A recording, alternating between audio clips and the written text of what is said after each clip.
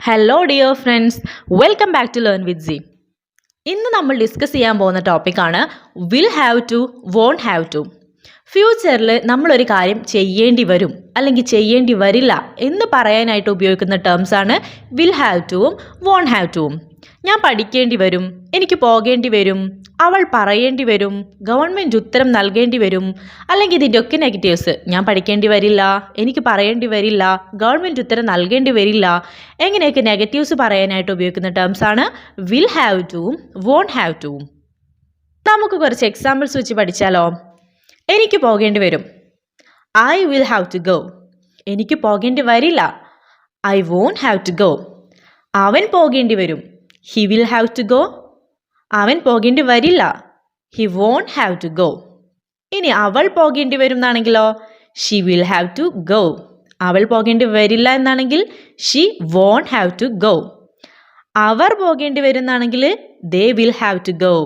അവർ പോകേണ്ടി വരില്ല എന്നാണെങ്കിൽ they won't have to go. നമ്മൾ പോകേണ്ടി വരും, we will have to go. നമ്മൾ പോകേണ്ടി വരില്ല എന്നാണെങ്കിൽ we won't have to go. നീ പോകേണ്ടി വരും, you will have to go.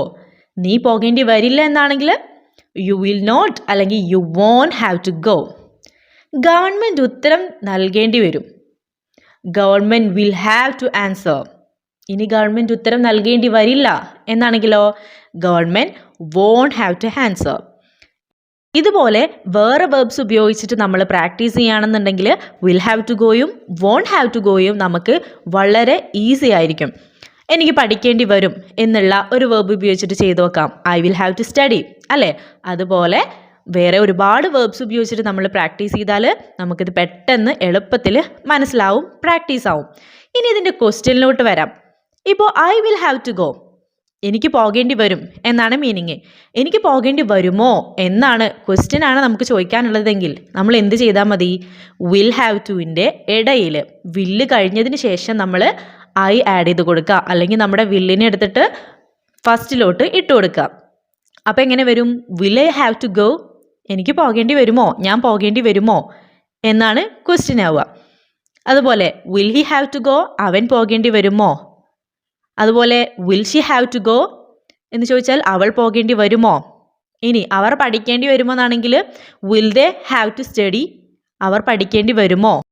ഇനി നമ്മൾ പഠിക്കേണ്ടി വരുമോ എന്നാണെങ്കിലോ, will we have to study. We will have to study എന്ന് പറഞ്ഞാൽ നമ്മൾ പഠിക്കേണ്ടി വരും. Will we have to study എന്ന് പറഞ്ഞാൽ നമ്മൾ പഠിക്കേണ്ടി വരുമോ എന്നാണ് വരുന്നത്. ചെറിയൊരു ചേഞ്ച് മാത്രമാണ് സംഭവിക്കുന്നത്. ഇനി how much will we have to pay, അങ്ങനെ പറഞ്ഞാൽ എന്താണ്? നമ്മൾ എത്ര കൊടുക്കേണ്ടി വരും, നമ്മൾ എത്ര പേ ചെയ്യേണ്ടി വരും. അതുപോലെ how long will I have to wait, ഞാൻ എത്ര നേരം കാത്തു നിൽക്കേണ്ടി വരും. അപ്പോൾ ഇതിൻ്റെ ഒക്കെ അവസാനത്തിൽ എന്ത് വരുന്നുണ്ട്? ഒരു വരും എന്ന് വരുന്നുണ്ട് അല്ലേ. അതാണ് നമ്മുടെ വിൽ ഹാവ് ടുവും വോണ്ട് ഹാവ് ടുവും. അപ്പോൾ സിമ്പിളായിട്ടുള്ള ടോപ്പിക്കാണ്.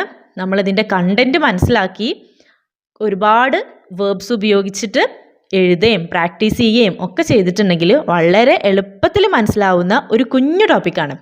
അപ്പോൾ എല്ലാവർക്കും മനസ്സിലായിട്ടുണ്ടാവുമെന്ന് വിചാരിക്കുന്നു.